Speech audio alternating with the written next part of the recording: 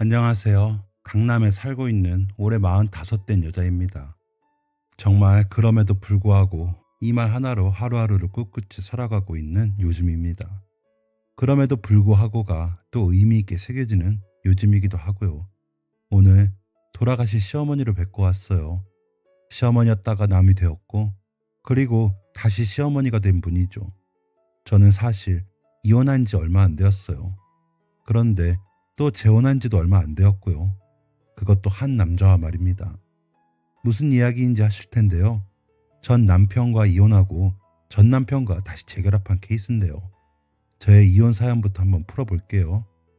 사실 남편이 바람을 폈거든요. 공인중개사였는데 동업자가 여자였어요. 친정엄마가 남자는 절대 여자랑 사업하는 거 아니라고 했는데 어른들 말은 정말 맞는 것들이 많다는 걸 여실히 실감했더랬죠. 20대에 만나 20대 후반에 결혼해 딱 10년 살고 헤어졌어요. 저랑 10년을 살면서 그 사람은 다른 여자랑 4년을 사귀고 있었더군요. 절반가량을 그러고 살았던 겁니다. 배신감이 말도 못했죠. 아이를 가지려 노력하던 시기에 그랬어서 충격이 이만저만이 아니었어요. 이혼 생각은 처음엔 하지 않았습니다. 한 번은 용서나 해보자 했었거든요. 그런데 사람이 한 지붕 아래에 산다는 게 보통 괴로운 일이 되는 게 아니더라고요. 시간이 가면서 내게 상처 준 것들이 더 선명해지고 그게 다시 불화가 되고 그래서 결국엔 제가 가정을 포기했어요. 못 살겠더라고요. 남편만 보면 다른 여자가 겹쳐져서. 주변에선 그래 아이가 없는 게 어디니 다행이다 하며 절 위로했어요. 하지만 제 인생은 댕강 잘라져간 느낌이었죠. 한 번 배신한 남자는 두 번 안 하란 법 없다며 모두가 쌍수 들고 저의 이혼을 반겼을 때 대성통곡했던 한 사람이 한 명 있었어요. 저의 시어머니였죠. 저와 시어머니는 사이가 각별했어요. 그분이 절 너무 좋아해 주셨거든요. 왜인지 듣지 못했지만 유독 저에 대한 사랑이 남다르셨어요. 요즘엔 보기 힘든 고부 사이죠. 그 당시에는 그냥 저 혼자 추측했는데 시어머니도 아버님이 그 옛날 꽤나 속을 썩였던 걸로 알고 있거든요. 비록 저는 뵙지 못했지만 시어머님은 저를 자기처럼 생각하셨던 것 같아요. 결혼 생활할 때도 사랑이 못지 않았는데 이혼 후에 오히려 저에 대한 사랑이 더 진해진 경우인데 이런 말을 누구한테 하면 이상하다고만 보고 잘 믿질 않는 분위기더라고요. 이혼을 차마 말리시진 못하고 속을 엄청 끓이셨는데 이혼 후에 저한테 보이신 행동들이 정말이지 지극정성이셨어요. 저는 맞벌이를 하면서도 늘 대중교통을 이용했거든요. 자가용은 남편한테 타라고 주고요. 비록 그 자가용으로 딴짓을 하며 다녔긴 했지만 말이죠. 제가 퇴근하고 늘 내리는 버스 정장에 어머님이 마중 나오시곤 했는데 이혼 전 별거를 했었거든요. 저는 원래 살던 집에 있고 남편이 다른 데로 이사를 갔었어요. 어머님은 가까운 곳에 살고 계셨는데 우리가 별거하는 동안 매일 밤 제가 내리는 버스 정류장에 마중을 나오시는 거예요. 어머니, 여기서 뭐 하세요? 너도 보고 싶어서 할 일도 없고 해서 그냥 마중 나왔어. 어머니, 그 이랑 저 이혼할 건데 어머님 이러시면 제가 알아, 안다. 그러곤 별 말씀 없이 제 손을 꼭 쥐고 집까지 같이 걸어오시곤 했습니다. 참 희한한 상황인데 매일 그렇게 나오시는 어머님한테 불편하다고 매몰차게 말할 수가 없더라고요. 시어머니랑은 결혼 생활 때도 저에게 친딸처럼 사랑을 많이 주시고 늘 저와 시장도 다니시고 여행 가시는 것도 좋아하고 함께 하는 걸 좋아하셨던 기억이 선명해서 어머님의 행동이 어색하거나 불편함도 잠시 그 마음이 진심으로 여겨졌거든요. 제가 해드릴 수 있는 건 그저 손을 잡고 걷는 일 뿐이었어요. 이혼할 며느리와 시어머니의 관계에서 희귀한 일이었죠. 남편 또한 그런 어머님의 속사정을 알았는지 별거 중 계속 저를 설득하러 왔지만 마음이 돌아서기엔 우리 너무 먼 길을 온 기분이었습니다. 결국 법원 앞에서 어머니를 다시 마주한 날이 오고 말았지요. 어머니, 여기까지 오셨어요. 오시지 말라니까요. 미안하다. 어머님이 저한테 왜 뭐가 미안하세요? 그이가 잘못한 건데. 내가 자식을 잘못 가르쳤어. 어머님, 너 시집 올 때 내가 얼마나 좋았는지 아니? 내 며느리한테는 꼭 아픔 주는 일 없이 잘해줘야지. 행복하게 살게 해줘야지. 나 혼자 다짐하고 또 다짐했더랬다. 그런데 이렇게 되니까 꼭 내가 약속을 못 지킨 것만 같고 모든 게 다 내 잘못 같고 너한테 한없이 미안하기만 하고 그래. 미안하다 얘야. 순간 왈칵 눈물이 쏟아졌습니다. 이혼 과정에서 한 번도 눈물을 쏟은 적이 없는데 미안하다는 그 말에 응어리진 마음이 건드려진 기분이었어요. 법원 앞에서 거의 대성통곡에 가깝게 얼마나 울었는지 모른답니다. 위자료도 어머님이 많은 부분을 채워주신 것으로 알고 있거든요. 시아버님이 폐암으로 일찍 돌아가셨는데 선조 때에 남겨주신 땅이 많이 있었어요. 그걸 아들에게 주지 않고 어머님한테 다 넘기고 가셨대요. 자신이 너무 속썩인 것 같아 미안함을 그렇게 표현하고 가신 건지 알 순 없지만 어머님은 그 덕분에 꽤 많은 재산을 가지고 노후는 그나마 편히 사셨거든요. 선산 중 일부를 팔아서 아들내미 위자료로 된 것 같더라고요. 남편은 말만 사장이었지 거의 부모님 재산으로 부동산 운영하고 있던 거라. 그럼에도 본인이 나서서 굳이 해주실 필요는 없었는데 어머님이 나서서 살게끔 해주시더라고요. 결혼 생활할 때도 저에게 늘 같은 여자로서 란 말을 참 많이 하시곤 했는데 유독 남의 아픔에 잘 공감하셨던 것 같아요. 그게 자기 며느리가 되니까 더 감정을 쏟으셨던 거고요. 법원에서 저는 대성통곡을 하고 어머니랑은 그렇게 헤어졌습니다. 그러고 한 1년이 지났을 거예요. 어머님이랑은 연락이 끊어졌거든요. 별것 때야 정리된 게 아니니까 어머님이 찾아와도 만나드렸지만 이혼 후엔 어머님도 이제 그러면 안 된다는 걸 아셨는지 일절 찾지 않으셨거든요. 그 흔한 안부조차 없으셨었죠. 이혼 후 6개월 정도까지 저 역시 심적으로 힘들게 살다가 정신 차리고 산지 반년밖에 안 되었을 땐가 전 남편으로부터 전화가 온 거예요. 받을까 말까 하다가 받았죠. 여보세요? 응, 나야. 웬일이야? 잘 지내? 우리가 그런 얘기할 건 아니지 않나? 무슨 용건이야? 저기 이번 주 일요일에 혹시 시간 돼? 전 이게 무슨 수작인가 순간 그랬어요. 일요일? 우리가 왜? 저기 엄마가 많이 아프셔. 아, 그래? 어디가? 병원을 가도 딱히 병명이 안 나와. 누워 계신 지 벌써 반년이 넘어간다. 아, 그래? 노안이신 거 아닌가? 처음엔 그랬는데 어머니가 너만 찾아 요새. 뭔 소리야? 너 술 먹었니? 오해하지 마. 그런 거 아니야. 말이 되는 소리래. 어디서 수작질이야. 수작 같은 거 아니야. 내가 오죽하면 너한테 전화를 했겠어. 아, 몰라. 이상한 소리 할 거면 끊어. 그러고 전화를 일방적으로 먼저 끊어버렸습니다. 말이 되는 소리를 해야죠. 어머니를 핑계로 제게 다시 접근하는 것 같았어요. 가끔 TV 보면 그런 사연 나오잖아요. 기분이 상했죠. 그런데 몇 달 있다가 또 전화가 오는 거예요. 난데 진짜 미안한데 시간 한 번만 내줘. 아, 대체 왜 이러는 건데? 엄마가 진짜 너만 찾아. 저러다 돌아가실까 봐 겁난다. 진짜야? 한 번만 만나주라. 난 안 봐도 되니까 엄마 계신 곳 알려줄게. 정말 미안한데 한 번만 찾아가서 얼굴이라도 비춰주고 와. 부탁할게. 아, 참 난감했습니다. 이혼하고 이제 잘 살아보려는데 이게 웬 친정엄마한테도 얘기했더니 노발대발하시며 무슨 꿍꿍이냐며 생각도 말라고 하시는 거예요. 그런데 저는 영 찝찝해서 말이 계속 귓전에 돌지 뭡니까. 결국 제가 전화를 하게 되었죠. 어디 계시는데? 충북 땡땡 요양원에 계셔. 뭐? 요양원에 어머님을 모신 거야? 아, 그럼 어떻게 하냐. 자식이라곤 나 하나뿐인데 내가 엄마를 건사할 형편이 안 되잖아.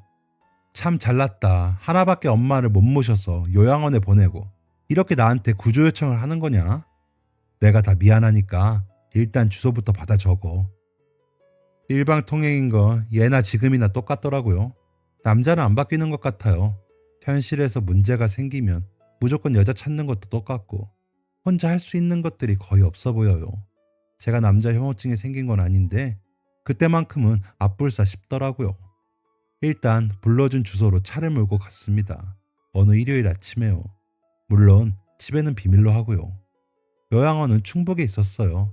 도착하니 생각과는 달리 시설도 좋고 요양원에 대한 선입견이 깨지더라고요.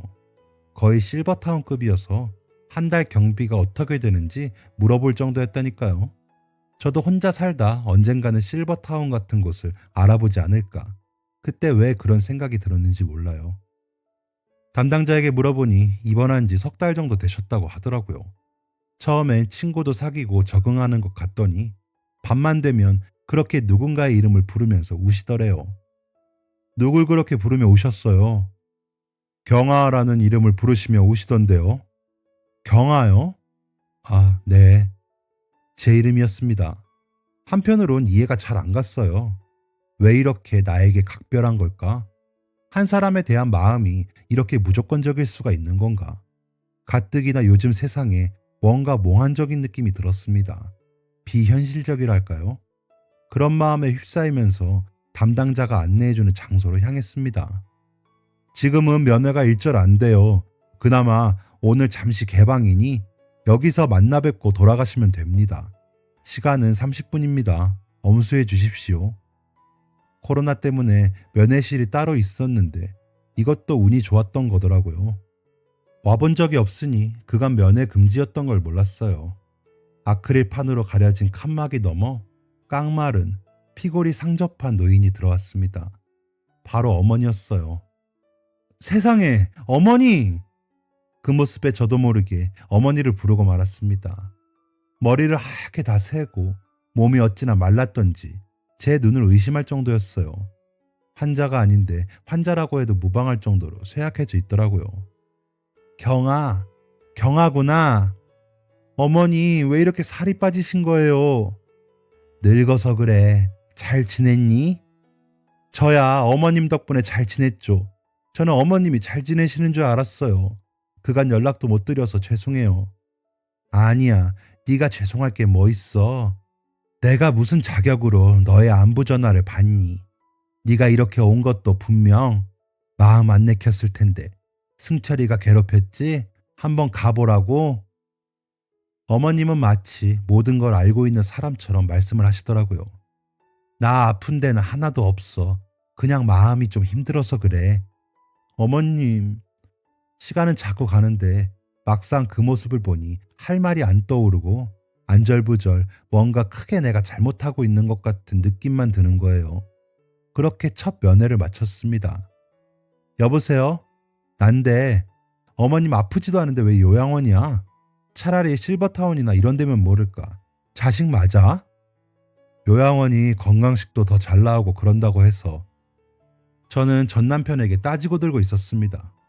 어머니를 1년 만에 보고 오니 마음이 너무 속상하면서 설명할 수 없는 감정이 꿈틀대는 거예요. 답답한 전 남편과의 통화를 끝으로 그래, 내 할 도리는 다 했어 하고 다시 일상에 집중하려 했습니다. 나름 생활이 바빴어요.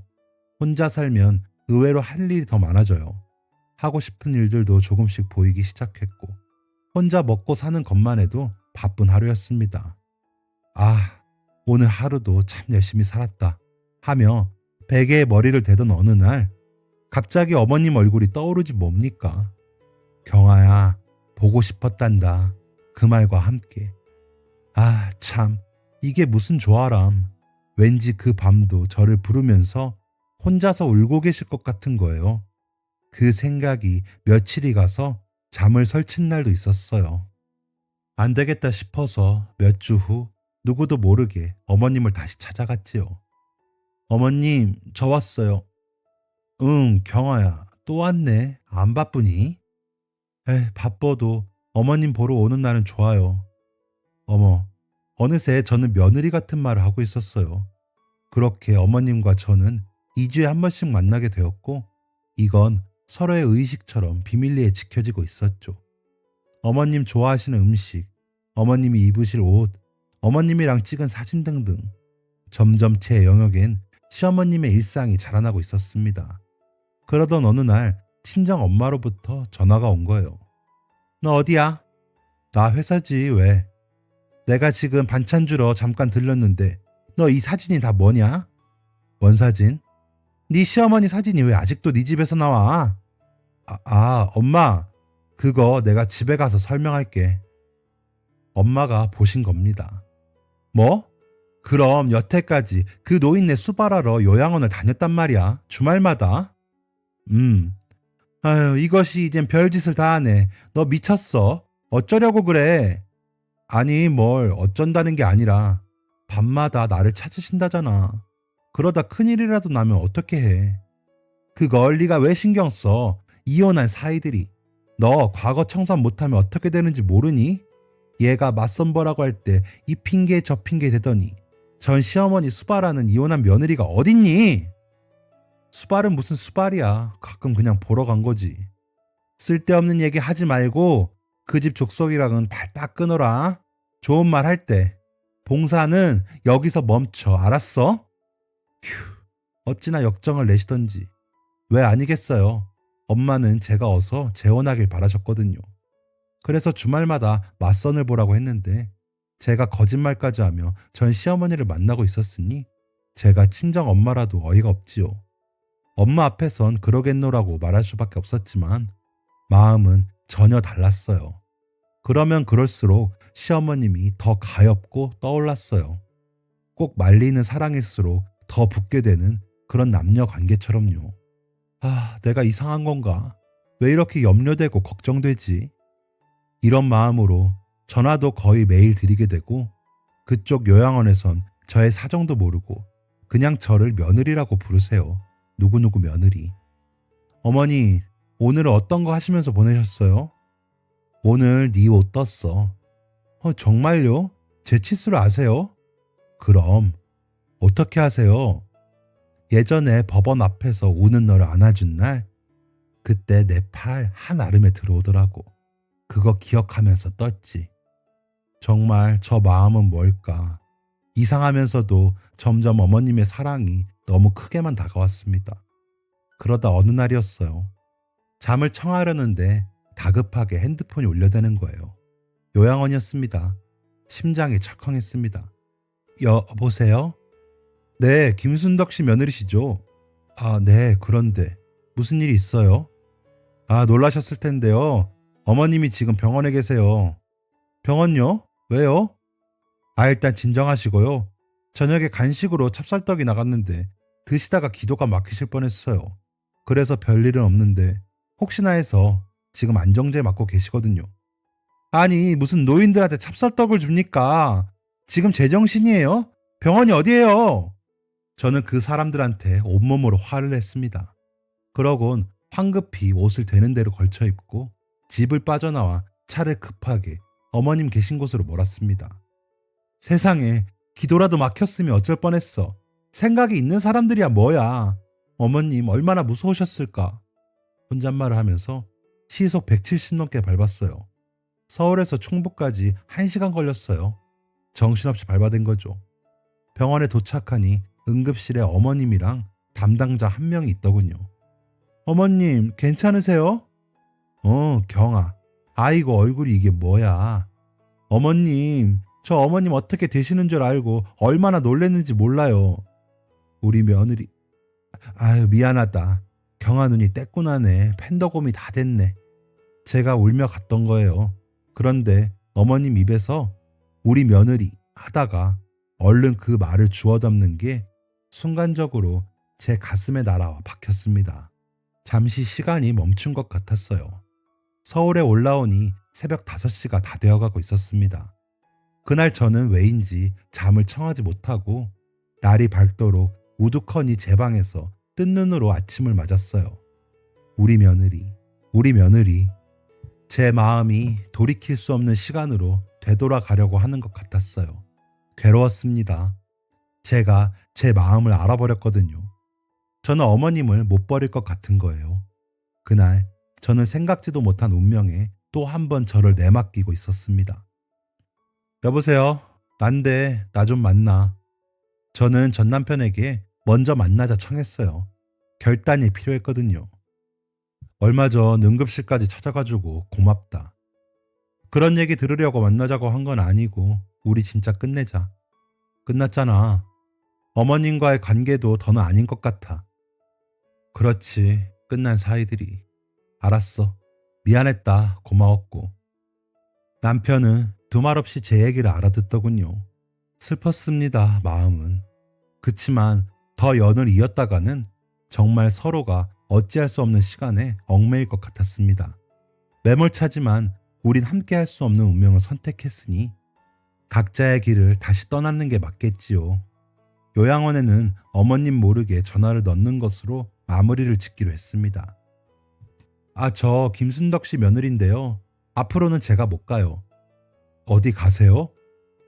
제가 유학을, 그러니까 해외로 나가서 살게 되었어요. 그러시군요. 평소 며느님 자랑을 엄청 하셨어요. 똑똑하시다고. 네. 어머님한테는 제가 차차 말씀드릴 거니까요. 당분간은 얘기 안 하셔도 되고요. 잠시만요. 그럼 어머님은 아직 모르신다는 얘긴가요? 네. 네. 어떤 뜻인지 알겠습니다. 어떤 뜻이요? 네. 이런 전화를 많이들 하세요. 그간 고생 많으셨습니다. 이상했습니다. 마치 매뉴얼처럼 응답해오는 요양원 관계자에게서 제가 못할 짓을 하고 있는 느낌이 순간적으로 확 들었습니다. 그 사람은 의뢰 이렇게들 한다 시기였거든요. 여하튼 그렇게 마무리가 돼 가는 것 같았습니다. 그런데 하늘의 계획은 달랐던 건지 몇 달 후 요양원으로부터 다시 전화가 온 겁니다. 김승덕 씨 며느님, 저 여기 충북인데요. 어머님이 위독하세요. 네? 정신없이 또다시 달려간 그 밤, 어머님은 산소 호흡기를 끼고 계셨어요. 담당자는 저를 조용히 불러 이러더군요. 며느님 전화 온 날 몇 주가 지나도 안 오시니까 뭔가 눈치를 채신 건지 그때부터 식사도 제대로 못하고 시름시름 알아가셨거든요. 그러다가 어제 쓰러지셨어요. 연락이 통 없어서 저는 이제 됐나 보다, 잘 지내고 계신가 보다 했는데 어머님은 이제 제가 오지 않을 것을 알고 아파지셨던 겁니다. 그렇게 병원서 2주를 보냈어요. 연차까지 장기간 내고요. 이렇게 된 마당에 저를 그토록 원하시는 분 앞에서 제 살 길만 찾을 순 없었지요. 집에선 난리 치셨지만 다 무시할 수밖에요. 지금은 어머님 건강 되찾는 게 제일 중요했으니까요. 그리고 기적처럼 어머님이 호전되기 시작하셨어요. 경아야, 어머님 정신이 돌아오세요. 경아야, 우리 같이 살면 안 되겠니? 숨이 탁 막혔습니다. 마치 터질 때를 기다린 풍선처럼 저도 그 말을 기다렸던 것인지 거스를 수 없는 시간이 찾아온 것 같았거든요. 전 저도 모르게 답했습니다. 어머님, 그렇게 해요. 우리 다시 같이 살아요. 일을 저지르고 만 것이죠. 그렇게 저는 재결합하게 되었는데 집에서 난리 나신 거 가까스로 진정드리고 이만저만 산을 몇 번을 넘었는지 몰라요. 남편은 그간 제가 어머님께 한 것과 어머님이 저에 대해 보이신 마음에 사람이 달라졌더라고요. 재결합까지는 쉽진 않았지만 저는 어머님을 모시고 살기로 했고 남편은 살면서 뭔가 큰 가치를 알게 된 것 같다며 정말 성실한 사람으로 바뀌었어요. 적어도 지금까지는요. 우린 헤어진 지 2년 만에 다시 한 가족이 되었습니다. 어머님은 건강이 많이 호전되셔서 저랑 여행도 다니시고 그랬어요. 그런데 삶이 참 얄궂은 게 그렇게 딱 3개월 있다가 새벽에 심정지가 오셔서 돌아가셨어요. 저랑 그렇게 딱 3개월 사시다가요. 하늘이 무너지는 기분이었습니다. 왜 더 빨리 살지 못했을까? 왜 내가 그때 참고 살지 못했을까? 온갖 후회와 자책이 어머님의 죽음 앞에서 쏟아져 나왔습니다. 유품을 정리하는데 어머님 유언장이 발견되었어요. 워낙 새벽에 급사로 돌아가셨던 거라 유언을 미처 어느 누구에게도 듣지 못했거든요. 그래서 없는 줄 알았는데 어머님은 자기 명을 아셨는지 사전에 준비를 해 놓으셨더라고요. 그런데 그 유언장엔 이렇게 써 있었습니다. 경아, 너가 나는 참 좋았다. 너가 우리 집에 처음 인사 온 날 입었던 원피스도 엄마는 기억한단다. 자식이 못난 짓해서 너가 울었을 때 내 마음이 무너지는 것 같았다. 시어머니랑 며느리는 사이가 안 좋다는데 나는 딸이 없었어서 그런지 너가 꼭 내 딸 같았어. 마치 편지를 써놓은 듯 어머님 유언장은 제 이야기로 가득했습니다. 내 모든 재산은 경아 너 앞으로 하고 싶구나. 내 못난 자식이 너를 마음에 아프게 한 것에 일말의 보상이나 되려는지 모르겠지만 내 뜻에 따라 너가 받아서 행복한 세상 살길 바란다. 오래전 일이지만 내겐 원래 딸이 하나 있었다. 내 눈에는 넣어도 아프지 않은 세상에서 제일 곱고 고운 소녀였어. 그 아이는 꽃을 피워보지도 못하고 어린 나이에 병으로 세상을 떠났단다. 너를 처음 본 날 네 눈이 내 아이와 어찌나 닮아 있던지 처음 보는 날부터 내 딸 같은 생각이 들었어. 그렇게 너를 딸처럼 아꼈다. 안 보면 보고 싶고 보고 있어도 보고 싶었단다. 너를 만난 후로 먼저 간 딸의 그리움이 그 전만큼 그렇게 아프지만 않더라. 네 덕분이야. 나를 만나줘서 고마웠다. 건강해라 항상. 너의 영원한 시엄마가. 남편 밑으로 원래 여동생이 한 명 있었대요. 어머니가 공주처럼 무척이나 아끼시던. 그런데 어렸을 적 병으로 죽었다고 하더라고요. 지금이면 쉽게 고쳤을 병인데 옛날이라 손도 못 쓰고 죽었다고 합니다. 어머니는 딸을 잃고 세상을 다 잃은 것처럼 힘드셨다고 하더라고요. 낮에는 남은 가족들을 위해 사시고 또 밤이 되면 딸 사진을 껴안고 우셨다고. 어머님이 저를 정말 살아 돌아온 딸처럼 여기셨던 게 아닐까 싶은 마음이 또 제 마음을 차오르게 만들더라고요. 유언장에 따라 저는 어머니로부터 큰 유산을 상속받았습니다. 어머니가 남겨주신 것들은 생각보다 많고 많았습니다. 남편은 그것에 대해 단 한마디로도 반대하지 않았어요. 어머니 덕분에 저는 돈 걱정 없이 평생을 먹고 살 재산을 물려받았습니다. 이 은혜를 어떻게 다 갚을까요? 갚을 날이 이제 없다는 것이 너무 가슴이 아픕니다. 한 사람에게 이렇게 무조건적인 사랑을 줄 수 있는 걸까? 사실 늘 의심했어요. 어머님이 내게 보인 사랑도 다 미련이고 이상한 마음인 거라고 한켠으론 생각하곤 했거든요. 그분의 마음을 다 헤아리지 못해드린 것 같아서 너무 죄송하고 어머님 덕분에 사랑을 베푸는 사람이 되어야겠다. 가치관도 많이 바뀌었답니다. 어머님을 수목장으로 모셨는데 그 나무 이름을 사랑나무라 정하고 어머님 유산에서 일부를 떼어 어린이 재단에 매년 기부를 시작했습니다. 어머님이 제 피와 살로 낳은 딸을 잃으신 그 아픔과 사랑을 제게 주었듯 저 역시 어머님 뜻을 따라 새 생명들에게 사랑을 나누어 주려고요. 지금 저희 부부는 예전보다 더 좋아진 삶을 살고 있어요. 남편은 달라진 저를 보며 저는 달라진 남편을 보며 함께 보듬고 살게 되었는데 이 모두가 시어머님의 남다른 사랑과 헌신이 있었던 것 같아요. 어려운 일이 있을 때마다 속상한 일이 생길 때마다 어머님이 제게 보여준 자애가 떠오르거든요. 그러면 마법처럼 쑥 마음이 내려가요. 오늘 어머님께 다녀왔습니다. 가서 경아 왔어요 어머님 하고 그간 있었던 일들을 모조리 이루고 위로받고 왔어요. 어머님은 비록 제 곁에 안 계시지만 어머님이 남기신 며느리에 대한 헌신적인 사랑은 시간이 갈수록 더 짙어지고 있거든요. 저의 이야기는 여기까지입니다. 못난 며느리가 어떻게 성숙해져 가는지 다음에 또 찾아올게요. 건강한 날들 되시고 추운 날씨에 감기 조심하십시오. 그럼 안녕히 계세요. 감사합니다. 지금까지 사연 들어주셔서 감사합니다. 사연이 재밌으셨다면 구독과 좋아요를 눌러주세요. 감사합니다. 안녕히 계세요.